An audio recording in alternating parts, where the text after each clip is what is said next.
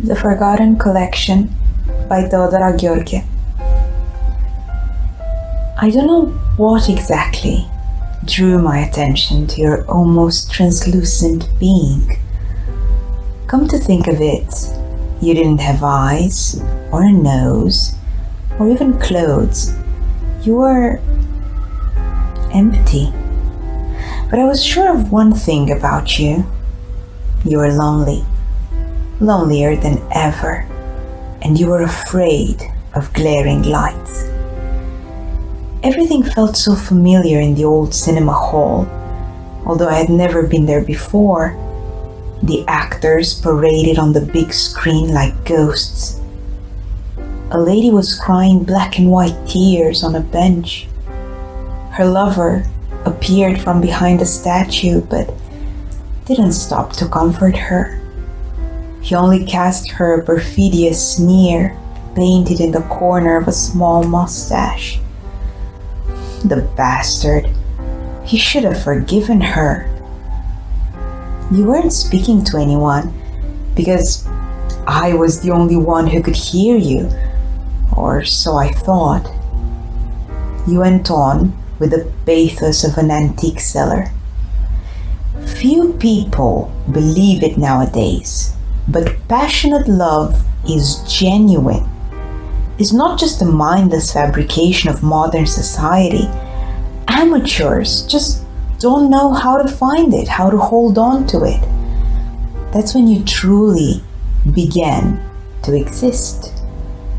Your bony face was shaded by black strands of hair sprinkled with glimmering grains of sand. One of your ears looked like a spiraling seashell, and your eyes resembled two chess pieces that never moved. A muffled melody echoed from the main hall. Another character appeared on the screen. It was the same little guy that had picked up the lady's bag earlier, only to be mistaken for a thief. An irritating suitor, doomed to rejection. Old movies are amusing as long as you pretend you're a little slow on the uptake. Do you know a passionate love story? I asked you, turning in my seat excitedly. Not just one, many. You smiled at me, and I caught a glimpse of your lips. They were slightly chaffed despite their smoothness, like a wooden doll's. Come, I'll show you. I followed you compliantly. If you only knew how long I had been waiting for an adventure, a jolt out of the ordinary, an unexpected crease in the fabric of eternity. Those weeks, I had been feeling so spiritless, so colorless. I had even signed up for a knitting class taught by a former Catholic nun. We left the cinema hall, overtaken by the voluptuousness of an exhausting laughter. With each roar, a tiny bit of our humanness faded away. This happens sometimes. The anticipation of a monumental change takes over your body, and instead of dreading it, you decide you'd much rather scorn it. As we quenched our chuckles with the inevitable seriousness of life, you showed me the way to a park with narrow alleys and moaning willows. We sat on a bench next to an old lady who seemed to be made of moth-eaten velvet. You coughed a few times, then furtively slipped 3 fingers in your pants pocket. You took out a hairpin. The proof. For the first time, your eyes lit up, and I could almost see 2 minuscule lanterns flickering in your irises. How so? Sometimes it's hairpins, other times a button fallen from a shirt, but most of the times it's brown hairs, handkerchiefs, rose petals, lipstick marks, ice cream cones, or ticket stubs. On lucky days, I managed to add letters, notes, and perfume bottles to my collection. As you were wringing your pencil-thin fingers, a few sun rays were struggling to caress your cheeks. You chased them off nervously, taking refuge in the shadow that had fallen between us.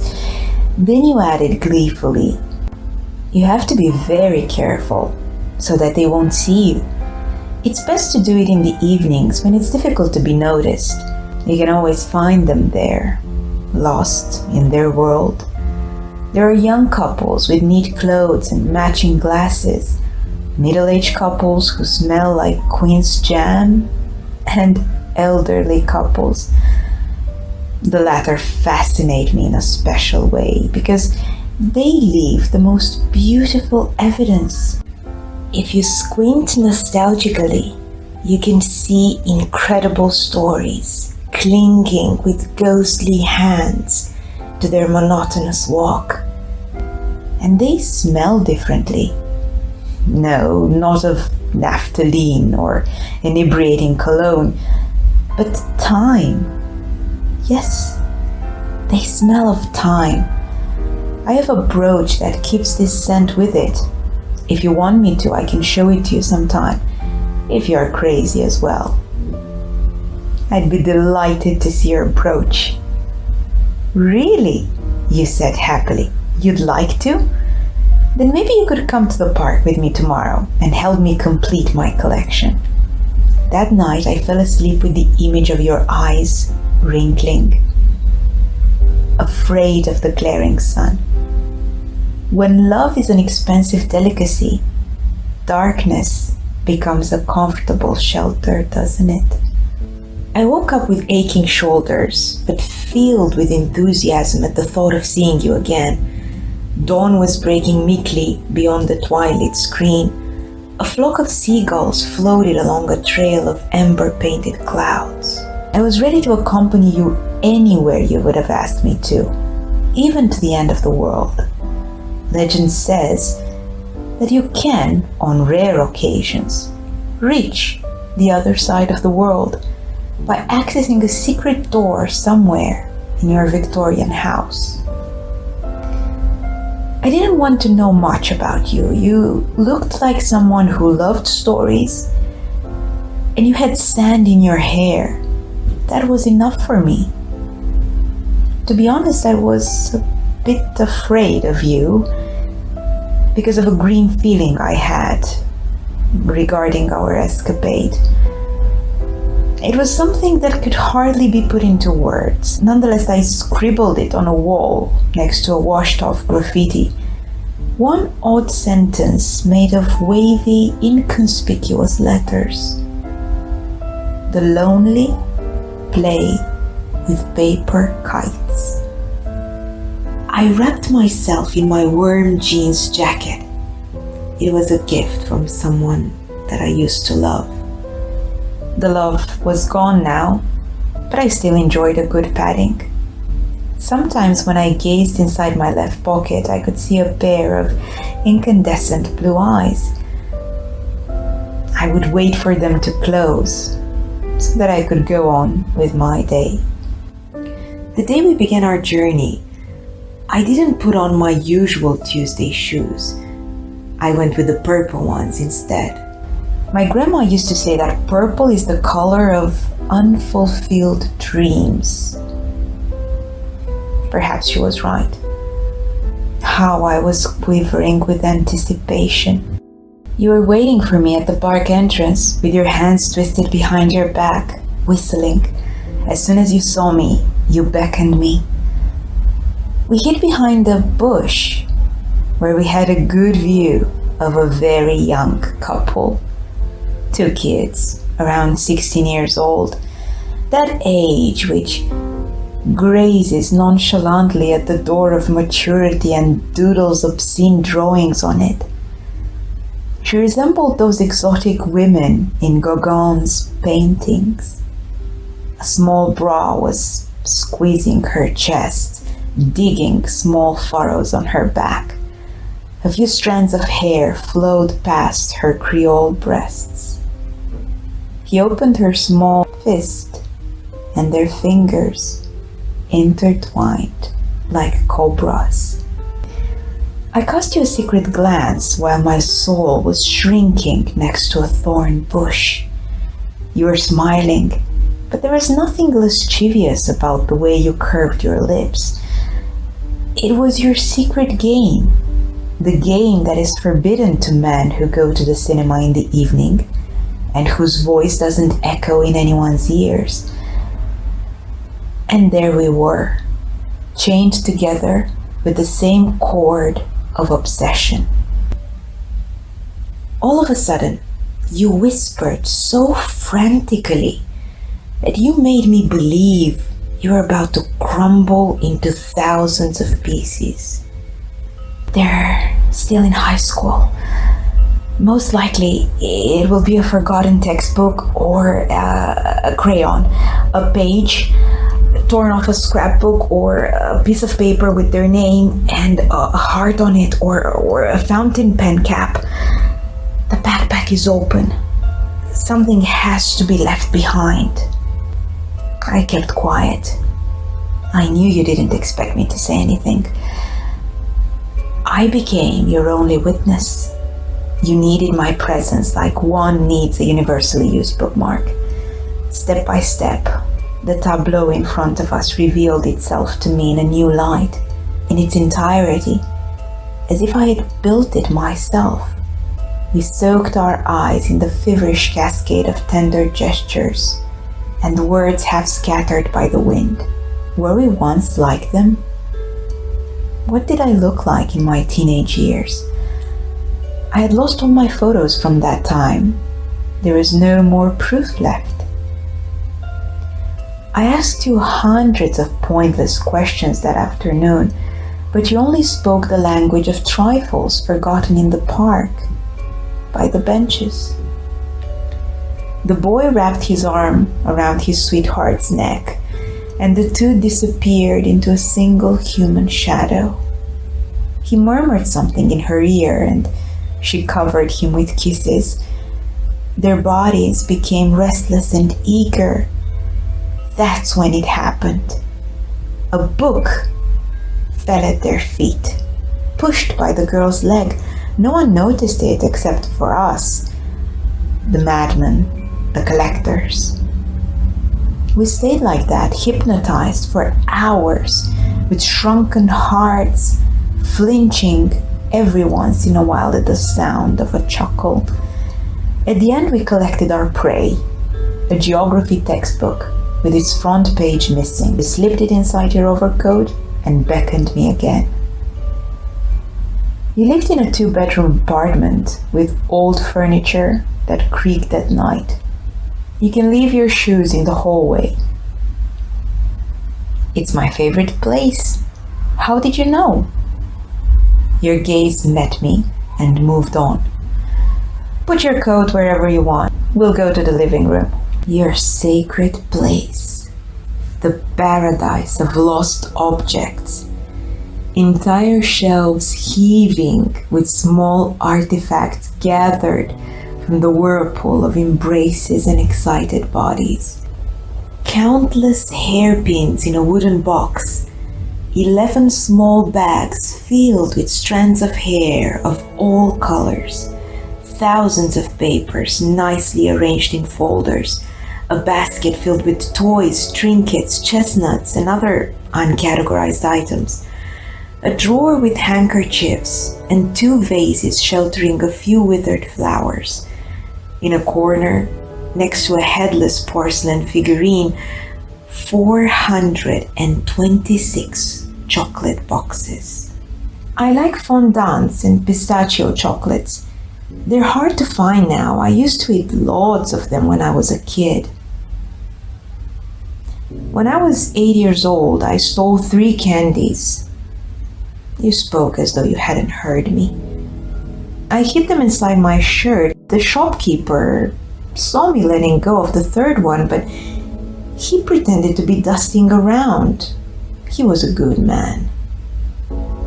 Where should we put the textbook? You are still reminiscing. On the shelf behind you. Do you think she gets good grades in geography? I smiled devilishly. You turned around on your toes and wrung your fingers again. He loves her dearly, and she can already imagine what their wedding will look like. A dress with lots of lace, white mostly, but also blue. A hairstyle like you only see in movies. He's the kind of guy who smokes expensive cigarettes. Their wedding cake is shaped like a castle, and 2 dark chocolate figurines decorated with whipped cream stand firmly on top of the edifice. Let's go into the bedroom. I keep my button collection there. I was surprised to see a canopy bed frozen in the middle of a room and 2 dolls laid out on its immaculate sheets. With a few precise movements, like those of an experienced clockmaker, you opened the jar. 2 buttons slipped out of it. I hurried to pick them up and return them to the transparent womb, but your fingers cut off my enthusiasm. I'll pick them up. Don't touch them. We have to leave. Maybe we'll catch a lily. I miss the scent of lilies. The park was already submerged in the silence that precedes the evening bustle. The wind had ceased its invisible dance. A draggy afternoon was settling in, while a few scattered clouds glided amidst different shades of blue. We roamed around for a good while, passing by empty benches. We crossed a small bridge and threw acorns at the fishermen posted on the other bank. There were no lovers strolling on the alleys. They seemed to have vanished. Where do you think everybody is? They can feel us. Sometimes they know we are watching them and they hide, but they always come back. Don't worry. Maybe everyone fell out of love today. I mumbled amusingly. Your frail features were suddenly enveloped in a gloomy, unrecognizable countenance. The bones holding your face together seemed to shatter, leaving behind a mask made of withered flesh. Never say that again. Love is the only thing that keeps us alive. The great philosophers say so too. I'm sorry, I didn't mean to. But you had already headed off toward a bench by the lake. Let's go. They're waiting for us. We hid again, behind a blackberry bush. 2 old people were sitting under a willow. Their heads reminded me of the garden gnomes in my childhood, and their arms looked like butterfly wings. The old lady smiled, as if she had been born with a secret reason for happiness imprinted on her lips. This time, we were closer to our victims, and we could make out a breeze of words. A lifetime.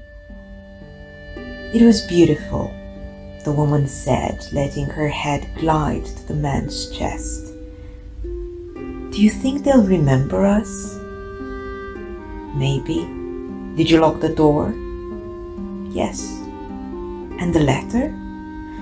I left it on the nightstand next to the photograph. What will happen to Sophie?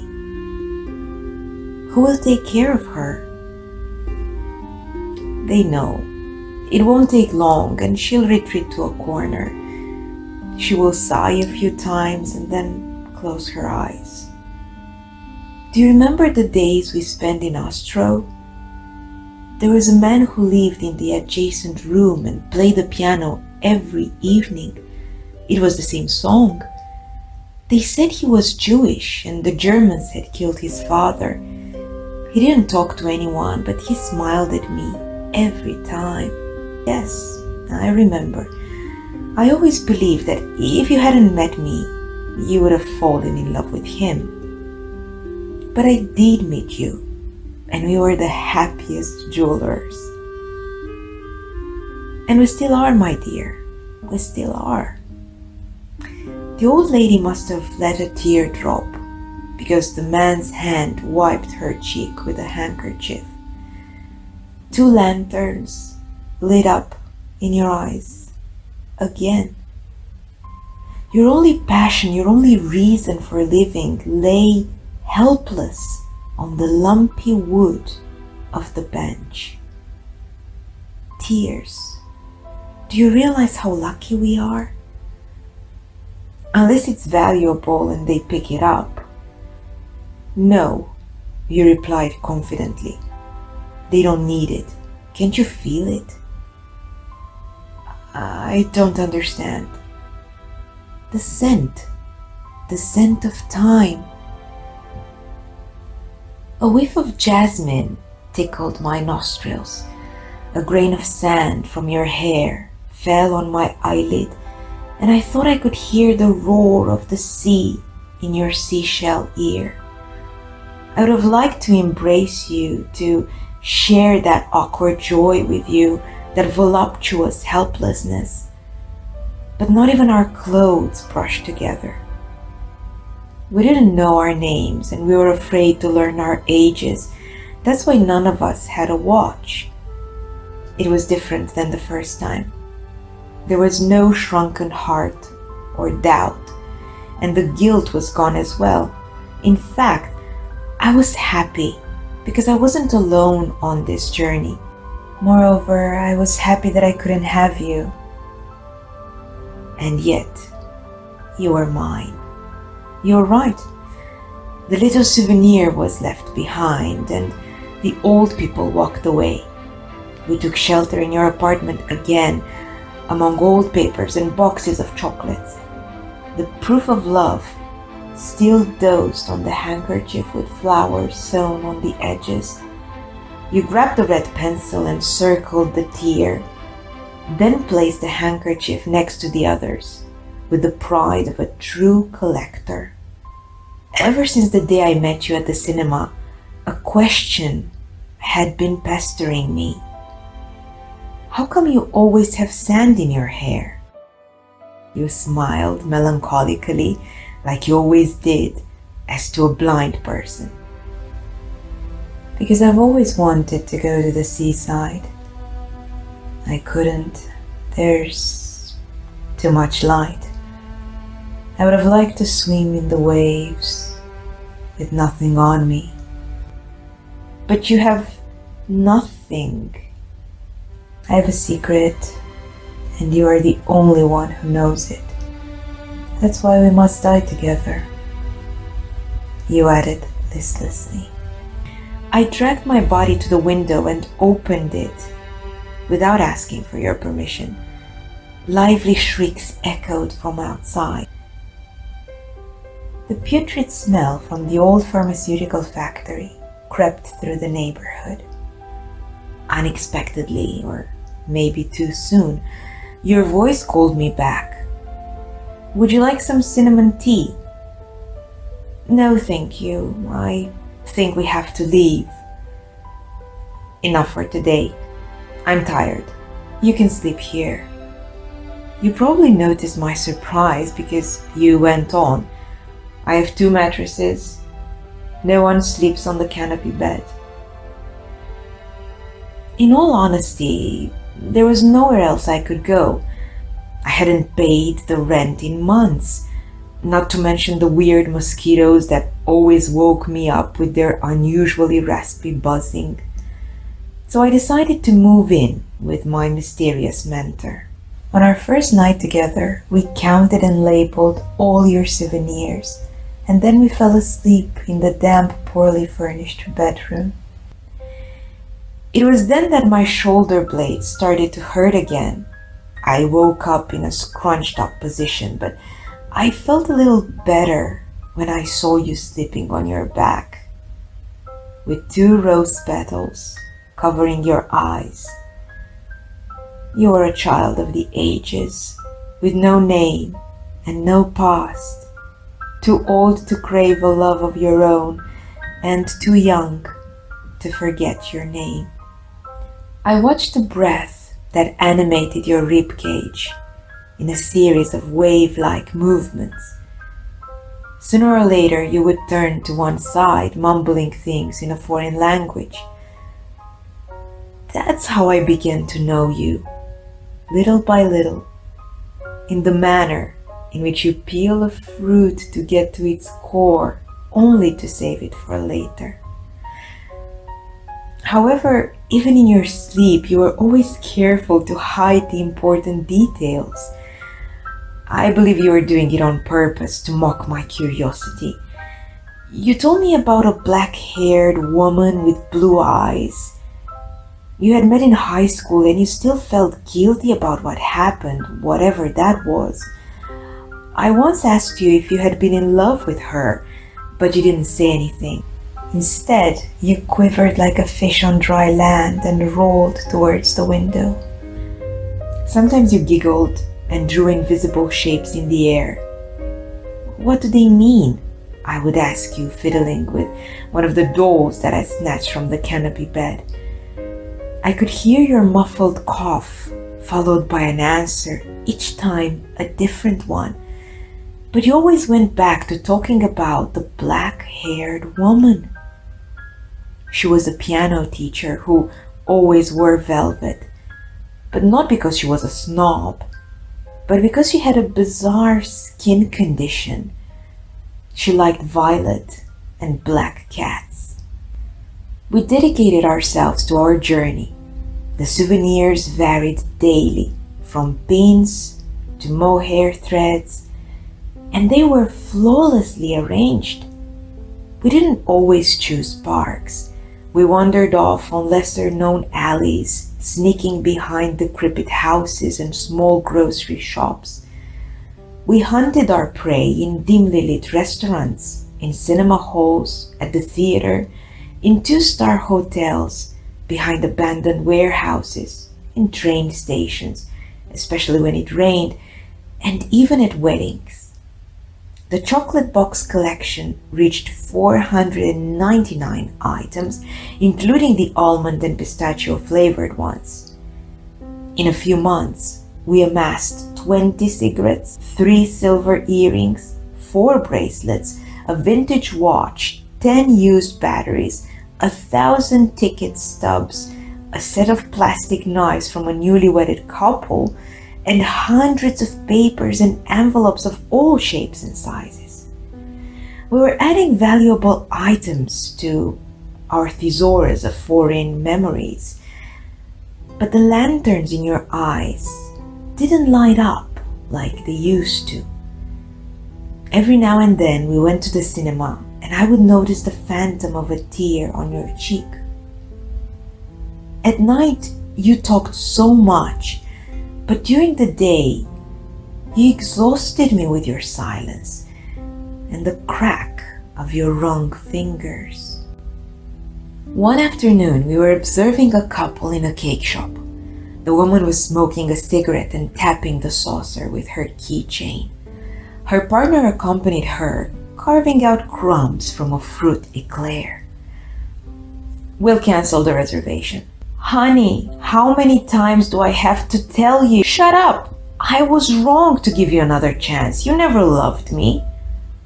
"It didn't mean anything. I'm weak. You know I'm weak." The woman suddenly got up from the table, knocking down the glass of water. "Where are you going? People are staring." "I'm going to hell." I startled and glanced at your livid countenance. Your hands were trembling convulsively. You were curling back into yourself in a terrible attempt to evaporate. How could I have been so wrong? I have to redo everything. My love, I would have liked to take you into my arms and obliterate your disappointment with my lips, but I didn't even touch you. Something had changed inside of you forever. On the following night, you started telling me, in your sleep of course, about your first meeting with the piano teacher. A terrible shoulder pain made me shriek, which woke you up. An unfamiliar feeling was gnawing at me, so I broke my silence. "I'd like to know who the black-haired woman is. The one with the velvet dress." You stopped and gave me a cold look. The following day, you disappeared without a trace. I bought a watch and measured with it years of chaos, hopes, and longing. I searched for you in all the places we had ever been to, in all the nooks and corners of our long-lost universe. I spied on the apartment where I had spent so many nights trying to catch up with your younger self. It was deserted. Maybe you had heard from your black-haired lover and moved to Paris with her. In another scenario, you had found refuge in a shabby cottage by the sea. Your collection was safe there because no one visited you. I always wondered how you managed to disappear without leaving so much as a hairpin behind. At the cinema, the actors were playing antics in their rectangular world. I found the stories they told to be obsolete. For a while now, I had become obsessed with time, which was teasing my newborn wrinkles whenever I peeked into a mirror. Every now and then, the blue eyes would show up perfidiously in the left pocket of my jacket. I would hide them behind 2 nickels. I had to buy a new coat to get rid of their taunting gaze. After 2 months of waiting for you in the apartment that had once harbored your secret collection, I gave up and moved to a cheap studio apartment that I shared with a medical student. We rarely talked, and when we did, it was because our throats were dry. I took a job in a library where sometimes I browsed through corny romance novels. Every day I wandered for hours through the park where not long ago we had laughed with thistles in our hair and our hearts filled with other people's love. They still left behind pieces of paper, greeting cards, colored crayons, and flower petals. Sometimes, overwhelmed by nostalgia, I bent over and picked up a strand of hair. I slipped it inside my wallet next to the photo of a man who looked like you. I also had a small collection of matches, but they held no real significance. A chestnut rolled to my feet, begging me to pick it up, but my pockets were already full with failed expectations. The adventure was over. At the end of each month, I savored a few assorted chocolates on my half of the couch. My roommate usually sorted out folders and feasted her eyes with her stamp collection. How unromantic. When she felt particularly chatty, she reminded me that there was still a heart beating in my chest, ensuring the blood circulation inside my organism through its rhythmic contractions. My back pains became downright unbearable. I even got a small hunchback, even though I was still a young woman. My nights became horrendous. I decided to ask the girl with whom I had been sharing the same roll of Swiss cheese for a week now, "Do you happen to know a doctor who might help me with my back pains?" Perplexed, the student turned to me. "I thought you were auditioning for Icarus." "No, it's real, and it's been going on for a few years now. I believe I'm going to die." "Don't be silly, it's nothing serious, probably just a back sprain. I'm also getting shorter. In 2 months, I lost 2 inches. My roommate gave me a crumpled piece of paper. "Look, it's the phone number of a professor who used to teach in our faculty." The following morning, I tied my hair up in a bun. I gulped an aspirin and went out. It was an eerily white office, where I was greeted by a lanky middle-aged man. A stethoscope resembling a dead snake was slithering between his fingers. I told him about my problem, and he examined me inattentively while humming a song about a blonde waitress. Strange. "I will prescribe you some pills. Come back if you don't notice any change in a week. I'll schedule you for an X-ray." In the nights that ensued, I could only find comfort in silently counting the perfectly arranged chocolate boxes in your living room. Your collection was gone, but I remembered everything. The pills were useless. Not even the chamomile tincture could alleviate my pain. I was helpless against the mysterious claws ripping through my flesh. I went out on fewer and fewer occasions and eventually turned into a hunchback bookworm. Good thing there was a tiny library nearby. I borrowed various textbooks, atlases, and fiction books. Needless to say, I had to quit my job. One Sunday morning, I felt the old longing again. Mustering the last drop of courage, I left my exile and went for a stroll in the park. I was almost 2 inches shorter than the last time I'd checked. What if I'm going to disappear by the end of the day? I thought. A young couple was leaving behind a silky trace of footsteps gently fluttering in the wind. I could see it because I still knew how to squint for invisible clues. The hemline of my old purple dress caressed the man's footsteps. I walked mindlessly, mechanically. Everything seemed like a faint dream, an almost faded memory. Just as the couple turned the corner, I tripped over a can of soda and fell like a chess piece, knocked off by an angry hand. That's when I saw you. You were sitting on a bench by yourself. You smiled candidly and helped me back up. It's so good to see you. Forgive me, how long have you been looking for me? I could barely open my mouth, overwhelmed with shock. Where have you been? You looked at your watch as though it was supposed to give you the right answer. Without warning, you took me into your arms, and your cold hands melted like caramel into my burning ribs. You pressed your lips against mine. Your kiss smelled of pistachio and jasmine. Why didn't I know it before? I'd always wanted to touch you, to run my fingers through your sandy hair, to feel your loneliness trickling on my thighs, and your past crashing against mine. I was changing. 2 buds were sprouting from each of my shoulder blades. Was I blooming at last? Soon, 2 white wings rose from my skin. I could fly for both of us. Why did we lose our way?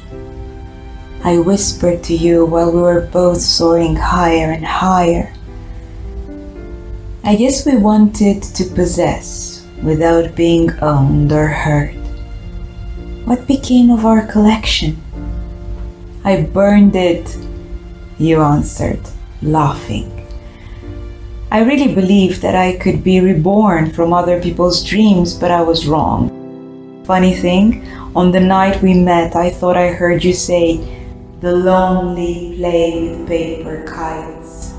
I did say that, just not with words. So what now? Now, we meet inside ourselves. Don't you understand? We were never lost. We only forgot. We were flying over cinema halls, parks, and old houses. Would you like to tell me about the piano teacher? Deea, yes. I was 15 and quite a lousy student, but I insisted on taking lessons just so that I could stare at her hands, the most beautiful hands I had ever seen. She told me about her visits to Paris and her incurable skin condition, which made her look melancholic even when she was happy. Deea always rewarded me with cookies. She loved the sea and was fascinated by the algae that stuck to her ankles. I never managed to find out too much about her, no matter how much I tried creeping inside her thoughts between the folds of her velvet dresses. I wanted to tell her everything. How I dreamt about her at night after I got back home in the ridiculous clothes my mother chose for me. How I sometimes wrote poems about her on napkins. But all I could do was smile sheepishly while stumbling through a tiring series of music notes. Sometimes I would ask her a double-meaning question and she would make a funny face and scold me for tricking her into chatting with me. One day, I probably seemed too quiet. She sat down next to me and started to laugh loudly, saying all sorts of nonsense. Then she accompanied me while I disgraced Mozart's legacy with clumsy keystrokes. It only took an instant for our hands to meet. I don't know what possessed me. I started kissing her thin fingers arduously. Without realizing it, I was keeping her a prisoner, crushing her soft bones with my desperate grip, her eyes filled with terror. I let go of her deeply ashamed. She barely composed herself, then whispered, "Leave and never come back." The last words she ever spoke to me. My hands were to blame. They wanted too much. All of a sudden, I felt my wings grow heavy. A muffled scream made me turn around. I was in the park again. "What's going on? Where did you go?" A restless crowd was gathered around something or someone. "Rolf? Mr. Hayes, can you hear me?" A woman was crying while gesturing nervously. I went closer, my heart pounding. A man was lying dead on the bench that I knew so well. Rosy trickles of blood were dripping through his fingers. "He was my neighbor," the woman said. "He never talked to anyone, and he always brought home all sorts of rubbish he picked off the ground. One day he seemed more sullen than usual. I asked him what was wrong. He mumbled something about a lost collection and the girl with terrible back pains that he was secretly in love with.